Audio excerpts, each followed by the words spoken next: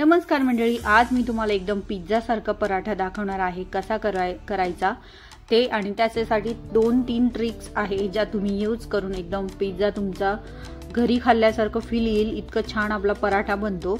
तर आज मी तुम्हाला पनीर बटाटा पराठा दाखवणार आहे। आता तुम्ही प्रत्येकाच्या घरोघरी पराठा बनतो आणि खूप सगळ्या पराठा रेसिपीज पण तुम्हाला माहीतच असेल, पण मी आज तुम्हाला अशी एक रेसिपी दाखवणार आहे एकदम सोपी आहे आणि या पद्धतीने जर केली तर तुम्हाला इतकी छान लागेल तुमचा पराठा।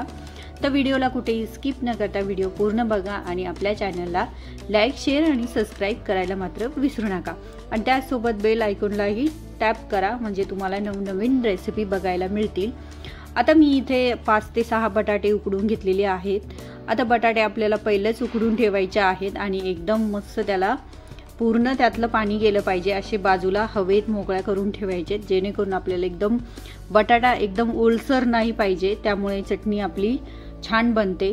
त्यानंतर मी यामध्ये खूप सगळं पनीर किसून घेतलेलं आहे। आता मी इथे घरी बनवलेले सगळे मसाले ॲड करणार आहे।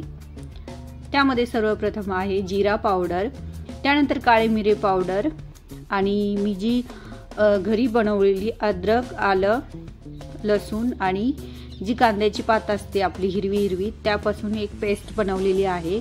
ती खायला इतकी सुंदर लागते, तुम्ही पण नक्की ट्राय करून बघा। मी प्रत्येक भाजीमध्ये ती यूज करते आणि माझं कामही सोपं होतं कारण मी अशी बनवून ठेवते जास्त। आणि त्यानंतर त्यामध्ये खूप सगळं घालायचं आहे आपल्याला कोथिंबीर। आता ट्रिक नंबर 1, आता आपल्याला याला एकदम फास्ट फूडचा पण फील द्यायचा आहे, त्यामुळे मी यामध्ये सिझलिंग ऑरेगॅनो टाकणार आहे खूप सगळा, जो चवीला इतका सुंदर लागतो। त्यानंतर मी त्यामध्ये चिली फ्लेक्स घालणार आहे। तुम्ही हवं तर हिरवी मिरची बारीक कट करून घालू शकता किंवा लाल तिखट पण यूज करू शकता, पण आपल्याला एकदम मस्त असा पराठा करायचा आहे जो आपल्याला हॉटेलमध्ये मिळतो तसाच सेम लागेल असाच करायचा आहे, त्यामुळे मी हे सगळे मसाले यूज केले। आता त्यानंतर पीठ मळून मी ठेवलेलंच होतं अगोदरच, हे छान अशी लाटी बनवून घ्यायची आपल्याला। आता आपलं बटाट्याची चटणी छान अशी, बटाटे मी पहिले सुकून ठेवलेले होते त्यामुळे अजिबातच पराठा कुठेच फुटलेला नाहीये, तुम्ही बघू शकता इतका सुंदर बनतो।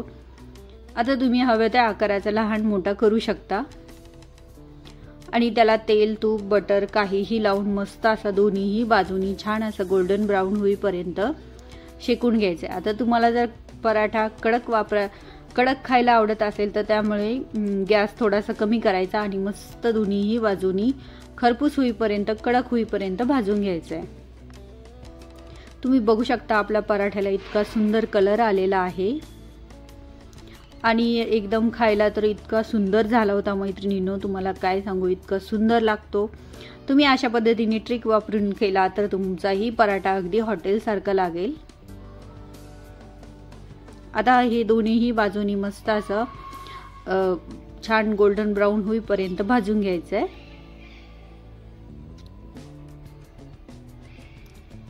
बघू शकता आता तुम्ही यासोबत कुठल्याही प्रकारची शेंगदाण्याची चटणी किंवा खोबऱ्याची चटणी तोंडी लावायला घेऊ शकता किंवा सगळ्यात सोपं मस्त असं दही घ्यायचंय, दही सोबत हा पराठा इतका सुंदर लागतो। तुम्ही नक्की ट्राय करून बघा आणि आय होप सो तुम्हाला ही रेसिपी खूप आवडली असेल आणि तुम्हाला याच्या नवीन टिप्स पण मिळाल्या असेल। तुम्ही पण याच पद्धतीने नक्की करून बघा, आवडल्यास एक लाईक, शेअर आणि फ्रेंड्स, आय होप सो तुम्हाला हा पराठा रेसिपी खूप आवडली असेल, एकदम छान बनते आणि तुम्ही पण नक्की ट्राय करून बघा, तुम्हाला नक्कीच आवडेल आणि तुम्ही बनवली की नाही ते पण मला कमेंटमध्ये सांगा।